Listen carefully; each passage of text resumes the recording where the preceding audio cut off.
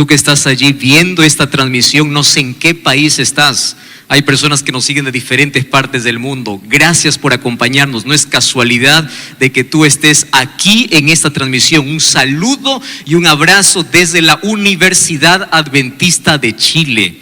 Aquí estoy con muchas personas, este auditorio está lleno, estamos predicando en la mañana para los universitarios, en la noche para la iglesia en general, y nos alegra tanto que hoy tú puedas sumarte y puedas formar parte también de esta linda semana de oración. Gracias por acompañarnos, puedes colocar aquí abajo tu pedido de oración, estaremos orando por ti. Si quieres estudiar la Biblia, te recomiendo ingresar a una página estudielabiblia.com y juntos vamos a conocer más del amor de Jesús. Ahora sí, estamos listos para poder abrir la palabra de Dios y continuar con una serie especial que anoche ya comenzamos. Esta serie habla acerca del libro de Samuel. Estamos analizando Primera de Samuel y hoy me gustaría que una vez más abramos la Biblia, más antes abrimos nuestro corazón una vez más para pedir la dirección de Dios. ¿Vamos a orar? Oramos. Querido Dios, estamos aquí a pesar del clima frío, mas estamos aquí para poder sentir el calor de tu amor, el calor de tu gracia. Y estamos dispuestos a abrir nuestra mente, nuestro corazón está abierto para escuchar tu palabra. Que tu Santo Espíritu pueda impresionarnos, tu Santo Espíritu pueda llamarnos, que tu Santo Espíritu pueda hacer cosas extraordinarias como siempre lo hace, porque tú eres ese Dios incomparable, a quien amamos y a quien servimos. Abrimos tu palabra con la seguridad de tu presencia en nuestra vida, en nuestro auditorio, en nuestro corazón, en el nombre de Cristo Jesús. Amén. ¿Ustedes se acuerdan que ayer nosotros comenzamos hablando acerca de una mujer que hizo un pedido muy especial a Dios? Esa mujer se llamaba Ana. Ella se levantó en un tiempo de crisis en el pueblo de Israel. Crisis porque no había un buen liderazgo, crisis porque allí no había unidad entre las tribus de Israel, mas se levantó una mujer y empezó allí a ir al templo y oró a Dios, y el pedido que le hizo a Dios es: Señor, dame un hijo, porque si tú me das un hijo, yo te lo dedicaré a ti. ¿Recuerdan eso, verdad? Solamente estoy haciendo un breve repaso. Y allí nosotros descubrimos que no hay alguna cosa que tú pidas a Dios que sea para honra de Él, que Dios no responde. Si tú le dices: Señor, dame educación para honrarte, Dios te va a responder. Si tú le dices: Señor, dame salud para honrarte, Dios te va a responder. Si tú le dices al Señor: dame trabajo para honrarte, te va a responder. Oiga, cambió mi voz también aquí. Muy lindo. Ahora sí, estamos más libres para poder conversar. Entonces, Dios siempre responde ese pedido especial. Ahora presten atención aquí. Así como Ana cuidó de ese niño llamado Samuel, y este crecía en el temor de Dios, vemos en contraste los hijos de Elí, que aunque él era el llamado para poder liderar al pueblo de Dios de manera espiritual, sus hijos crecían sin el temor de Dios. Ahora sí nos sumergimos en lo que vamos a hablar en esta noche. Cuando yo abro la Biblia en el libro de Primera de Samuel, abran todos allí por favor. Primera de Samuel capítulo 2 versículo 12 dice: los hijos de Elí eran impíos y no tenían el conocimiento de Dios. Préstenme atención aquí. Una cosa es no tener el conocimiento de Dios y otra cosa es resistirse a no conocer a Dios.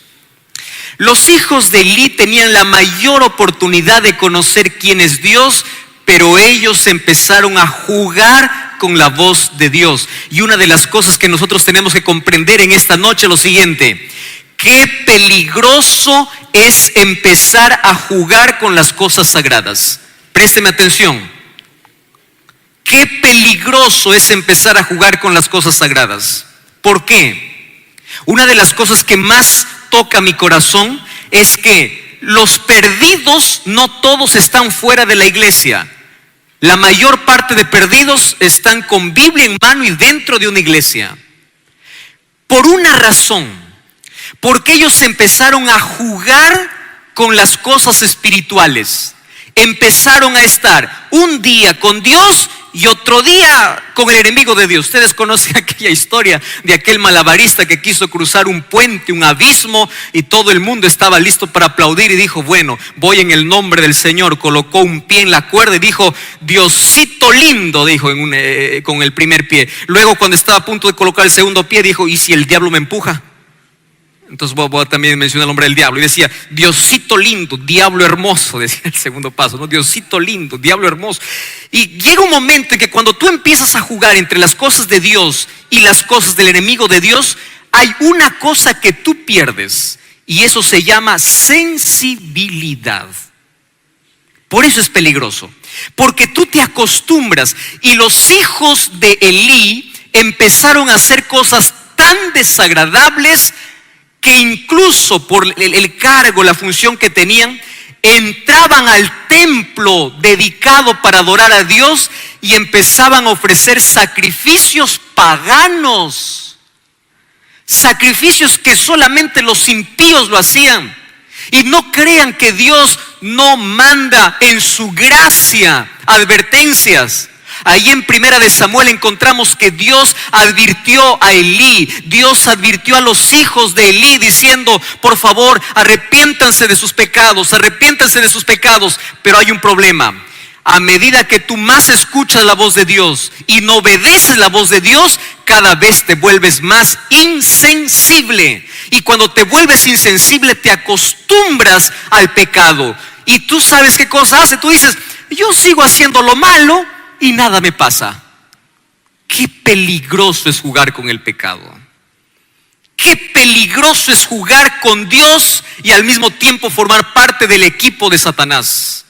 Qué peligroso es que en tu camiseta diga que eres cristiano, pero siempre haces gol en contra.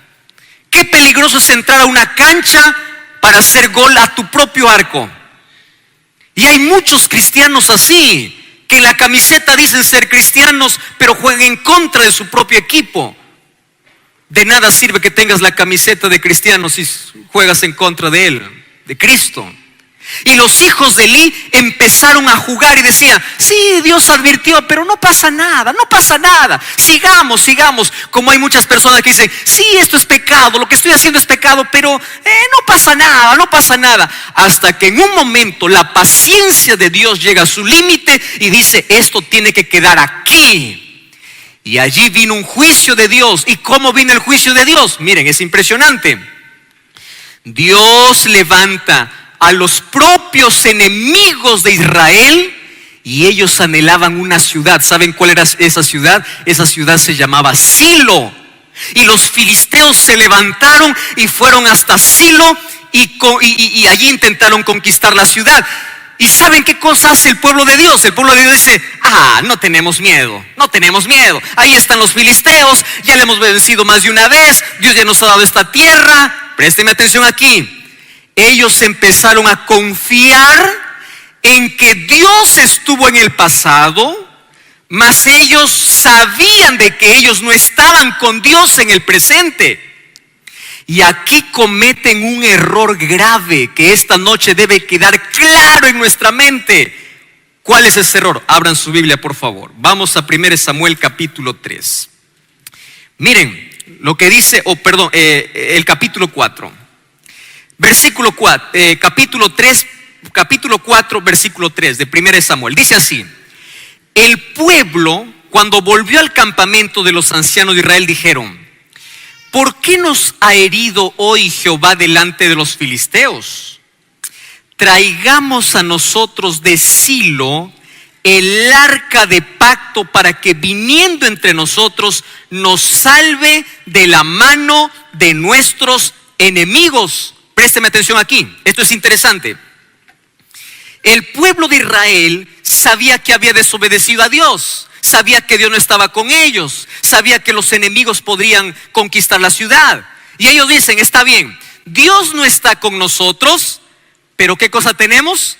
El arca. Muy bien, vamos a traer el arca, y si el arca está con nosotros, significa que Dios está con nosotros. Esa es la mayor mentira que muchos cristianos incluso hoy creen. Les voy a explicar de una manera más simple. Resulta que en la mente de los israelitas, ellos habían adquirido este conocimiento de las naciones paganas. Las naciones paganas creían así: nosotros tenemos la escultura, nosotros tenemos una estatua, nosotros tenemos un santuario, y si nosotros movemos el santuario, Dios se mueve con nosotros. Y entre la costumbre de los pueblos paganos era llevar algún amuleto de su Dios, porque ellos decían: si este amuleto de nuestro Dios está con nosotros, la victoria está asegurada. Y a ese extremo llevó el pueblo de Israel, de creer de que el arca era la garantía de su salvación y no Dios. ¿Por qué te digo que es un peligro? Porque hoy hay tanta gente que se aferra del arca y no quiere tener relación con Dios.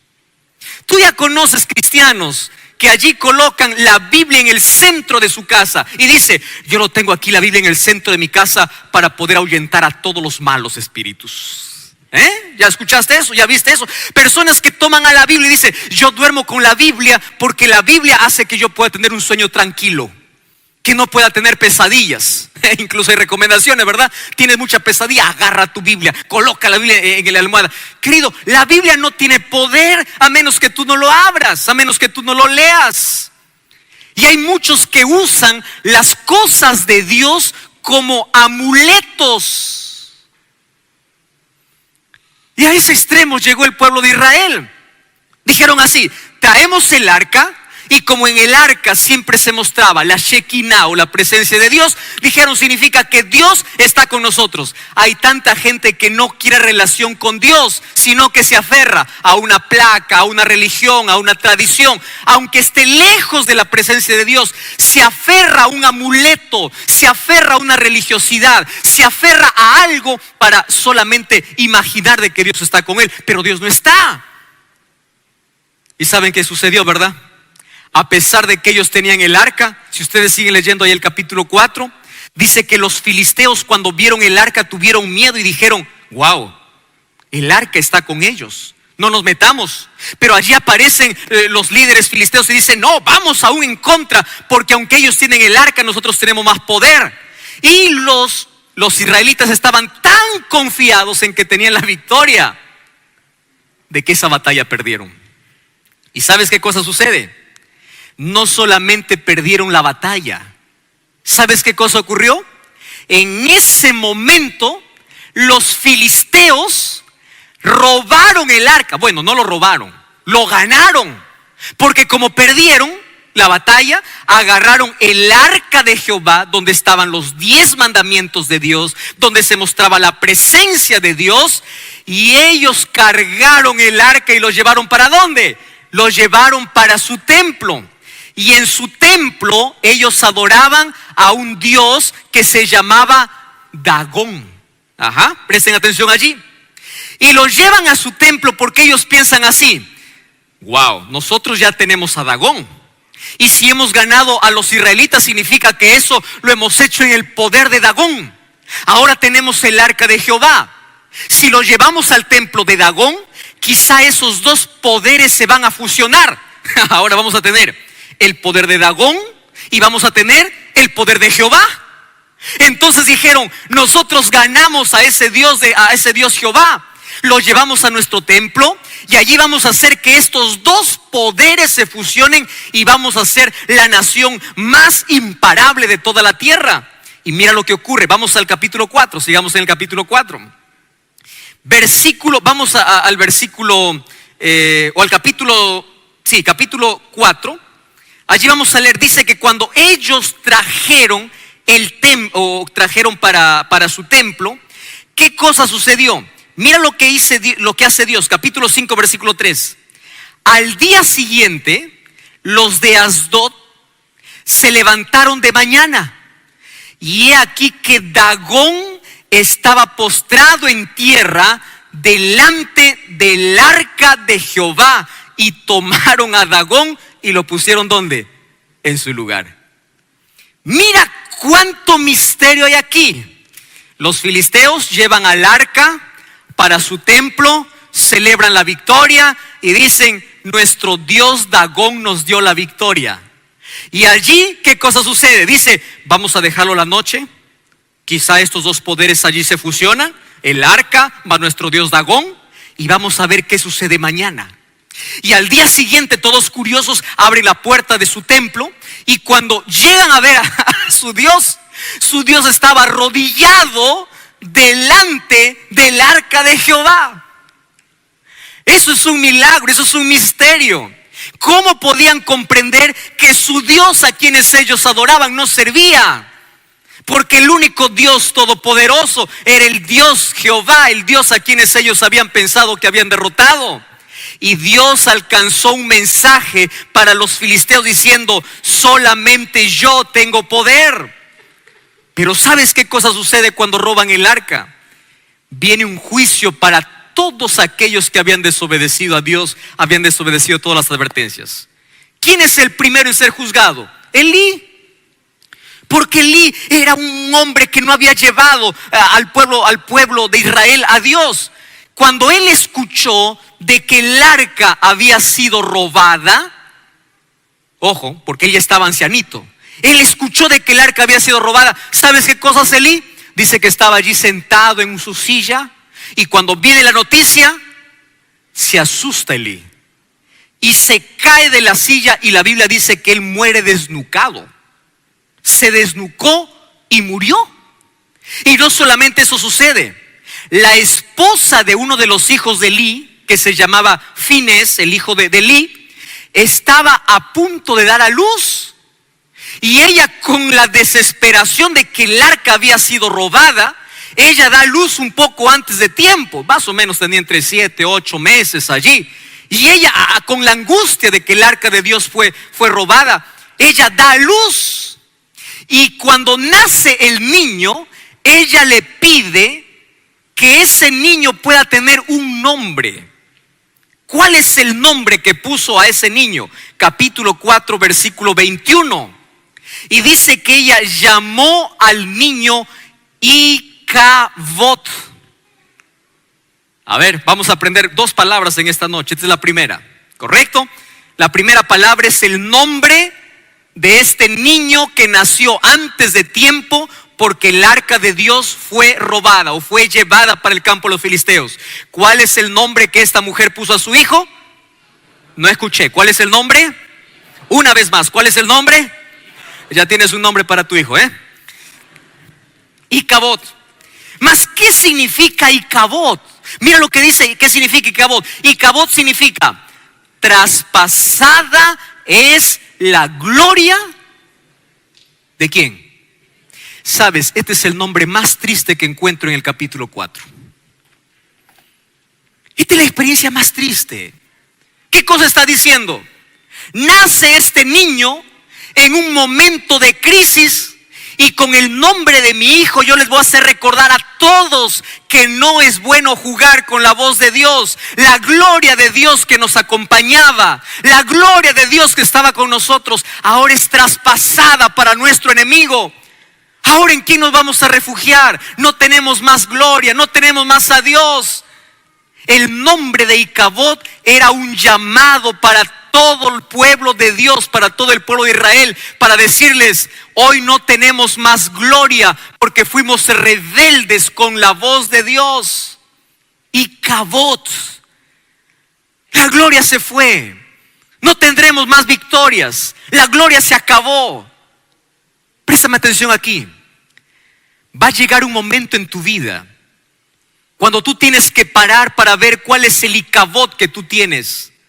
Porque hay tanto cristiano y hay tanta gente incluso que empieza a jugar con la voz de Dios. Y ellos se confían en su fuerza, en su capacidad, en su liderazgo, en su educación.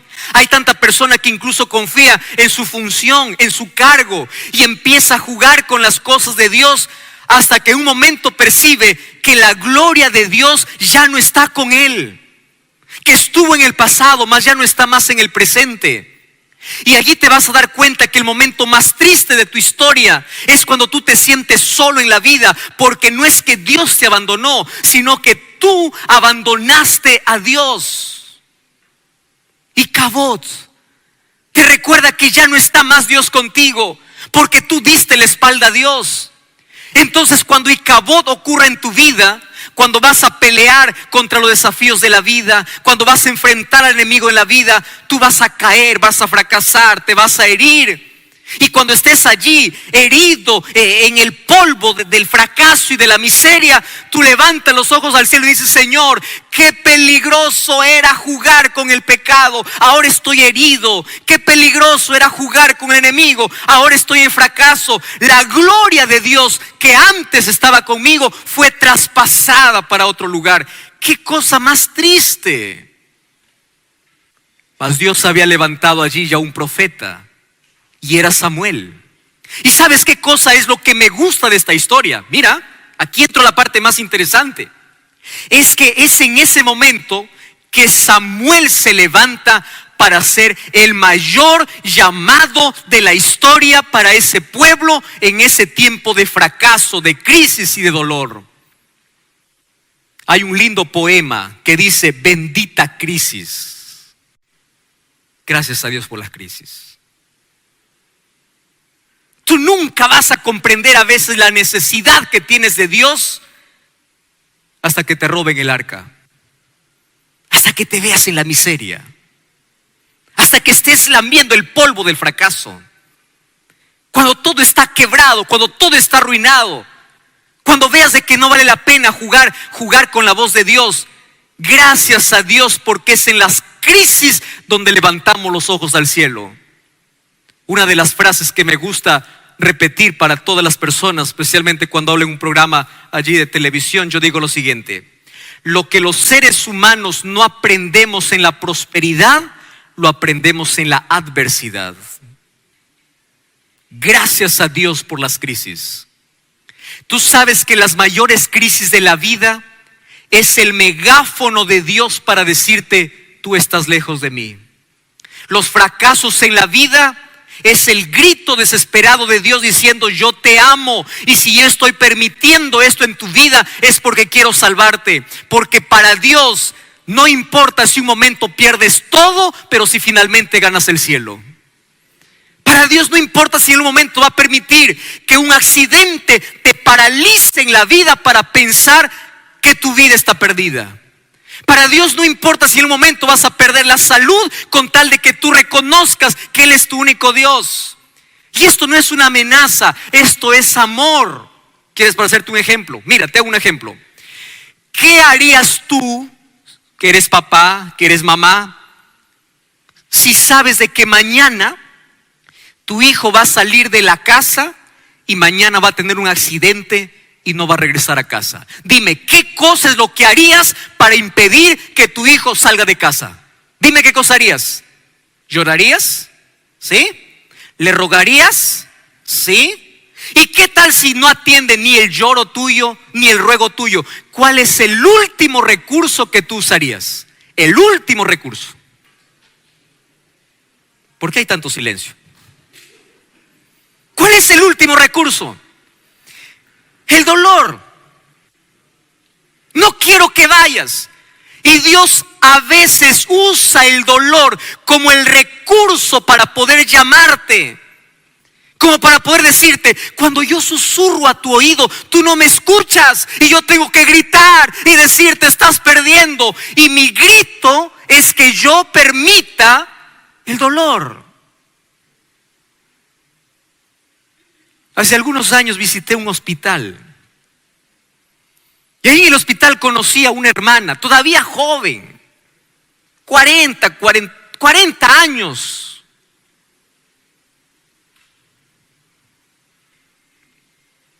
Cáncer terminal. Junto a su camilla habían otros pacientes también allí. Fui para visitar a ella. Y cuando un pastor va a visitar a una persona que sabe que está muriendo, prepara todos los versículos más lindos que hablan sobre esperanza, sobre fortaleza, sobre fe. Y fui para hablar de ese Jesús que puede revertir las situaciones, de ese Dios que no conoce diagnósticos, de ese Dios que puede hacer cosas increíbles. Y cuando yo llegué, tomé su mano, le dije: hermana, he venido para hacer una oración. Ella me dice: pastor, gracias por orar por mí, mas yo, antes de que usted pueda orar, yo quiero decirle algo. Claro, le digo, puede decirme. Y ella me decía, me agarró allí con las dos manos mi mano y me dice: pastor, escúcheme, Gloria a Dios por el cáncer, me decía. Gloria a Dios por el cáncer. Yo dice, esta parte de estar enferma físicamente tiene alguna enfermedad mental. Y seguía repitiendo, gloria a Dios por el cáncer, gloria a Dios por el cáncer, gloria. Le digo, hermana, ¿estás bien? Sí, pastor. Le digo, ¿te gusta el cáncer? No, pastor, yo le voy a explicar por qué gloria a Dios por el cáncer. Antes de que yo tuviera este cáncer, yo andaba lejos de Dios, jugaba con Dios. Yo nací en un hogar cristiano, me decía ella. Y durante toda mi vida, yo crecí siendo una cristiana nominal. Solamente tenía la camiseta de cristiano, pero echaba siempre goles en contra. Yo nunca tuve un compromiso serio con Dios, hasta que llegó el cáncer a mi vida. Y a medida que el cáncer iba avanzando en mi vida, yo descubrí que cada día que yo vivía era un milagro de Dios. Y yo le voy a decir algo, me dijo esa hermana. Si yo hubiese muerto antes de este cáncer, yo estuviera perdida. Mas si yo muero ahora con este cáncer, yo sé que tengo salvación, porque todos los días que me levanto y abro los ojos, aprendí a valorar que cada día es un milagro de Dios. Me entrego a Dios, oro más a Dios, abro más la Biblia, comparto mi fe. Y si yo tengo que morir hoy, muero en paz. Por eso una vez más repetía, gloria a Dios por el cáncer. Y aquí Israel podría repetir, gloria a Dios por la derrota. Gracias a Dios, porque es en la miseria, es en el dolor, es en la desgracia, es en el fracaso, es cuando te caes de tu soberbia, de tu orgullo, es cuando te olvidas de tus títulos, es cuando te olvidas de tu riqueza, es cuando te olvidas de tu poder, es cuando te olvidas de tu influencia, cuando tú estás solo, cuando ninguna riqueza, ningún título te puede salvar. Es en ese momento que levantas los ojos al cielo y dices, Señor, ¿y ahora? Porque hay cosas que en esta vida no te pueden salvar. Tú puedes ser arrogante, soberbio. Tú puedes decir que no necesitas de Dios. Tú puedes empezar a jugar con Dios y al mismo tiempo estar de parte de Satanás. Tú puedes resistirte a escuchar la voz de Dios, pero llega un momento que el poder y el dinero no podrán solucionar tu situación. Y gloria a Dios por Icabod. Gloria a Dios porque en ese momento buscamos como nunca antes la presencia de Dios. Permíteme hacerte una pregunta. ¿Cuándo fue la última vez que oraste de rodillas en la presencia de Dios con lágrimas? ¿Acaso no fue en el último dolor que tuviste? ¿En el último fracaso que tuviste? ¿En la última miseria que pasaste? ¿Cuándo fue la oración más sincera que hiciste a Jesús? ¿Cuándo fue la oración más larga donde estuviste en la presencia de Dios de rodillas, olvidándote todo lo que eras, diciendo, Señor, sálvame, Señor, ayúdame? ¿Acaso no fue cuando tu hogar estaba rompiéndose? ¿Acaso no fue cuando estabas en la miseria? ¿Acaso no fue cuando te traicionaron? ¿Acaso no fue cuando pasaste por el mayor valle de sombra y de muerte? Cuando enfrentaste la muerte delante de ti. Por eso yo digo, gloria a Dios por Icabod. Icabod nos enseña que nuestros fracasos deben enseñarnos a buscar a la presencia de Dios. Y allí viene Samuel, fíjate acá, Samuel, en el capítulo 7, hace un llamado. Me encanta ese llamado. Y porque me encanta este llamado, yo quiero que todos los que estamos aquí podamos leer, porque este llamado viene de parte de Dios para nuestra vida en esta noche. Primera de Samuel capítulo 7 versículo 3. ¿Podemos leer todos juntos? ¿Sí? Me encanta escuchar las hojas de la Biblia, pero también me encanta escuchar las voces. ¿Está bien? Vamos a leer versículo 3 del capítulo 7. Dice así: habló Samuel a toda la casa de Israel diciendo, ahora sí quiere escuchar sus voces, 2 y 3. Si de todo corazón os volvéis a Jehová, quitad los dioses ajenos y Astarot de entre vosotros, y preparad vuestro corazón a Jehová, y solo a Él servid. Él os librará de las manos de los filisteos. ¡Qué llamado impresionante! Una vez más, voy a leer solo y escúchame con atención. Esto es lo que Dios está hablando para ti. Y voy a hablar para ti que estás mirando esta transmisión. ¿Cómo te llamas? Rodrigo, Mario, José, Sarela, Corina, escúchame. Este es un llamado de Dios para ti. Y te dice así, escúchame con atención. Tú que estás en Perú, en Bolivia, en Argentina, tú que estás viviendo aquí en Chile o estás en España, en Estados Unidos. Dios te dice esta noche así: si de todo tu corazón te vuelves a Jehová, quitas los dioses ajenos y preparas tu corazón solo para Jehová y sirves a Jehová, Él te librará de la mano de los filisteos. Él te librará de tus enemigos. Él te levantará de tu derrota. Él te extenderá su mano y te sacará del pozo de miseria donde tú has caído. Porque ese es el Dios extraordinario que nunca se cansa de llamar y de amar a las personas, aun cuando han caído en el pozo de la desesperación. Ahí está una mano extendida y ahí está un llamado de parte de Dios para decirte: si tú vuelves, yo estaré contigo. Y esa es la invitación para ti. Tú ya experimentaste parte de la vida, la miseria lejos de Dios. Y el llamado de Dios es: vuelve, vuelve. Porque si tú vuelves, si tú quitas de tu vida esos dioses, ¿cuál es el Dios que tienes en tu vida? El trabajo que no te impide comprometerte con Dios, la familia la familia que te impide acercarte a Dios, un vicio que no te permite acercarte a Dios. ¿Cuál es tu Dios? ¿El dinero por el cual estás corriendo todos los días? ¿Cuál es el Dios que tú tienes? Y Dios te dice: si tú quitas ese Dios y tú me buscas a mí, yo te daré la victoria.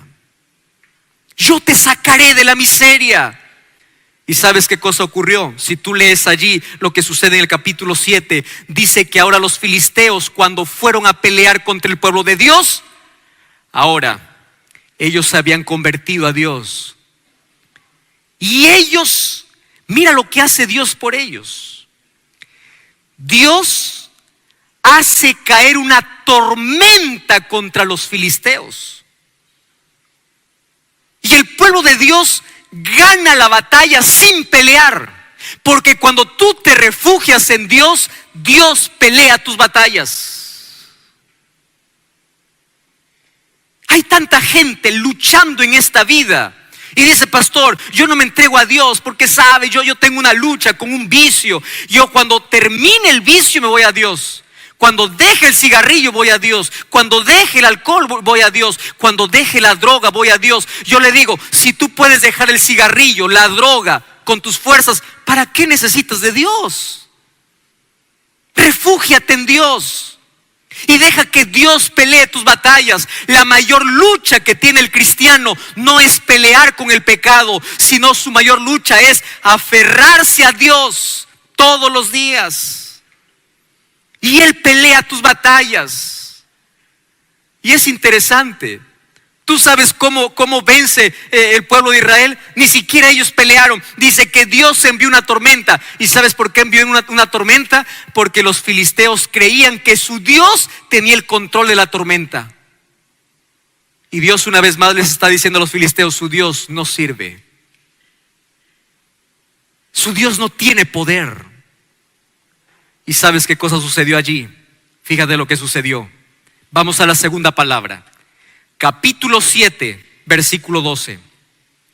Cuando el pueblo de Dios tuvo esta victoria después de un fracaso, mira lo que sucede en el versículo 12. Y tomó luego Samuel una piedra. ¿Qué cosa tomó? Una vez más. ¿Qué cosa tomó? Muy bien.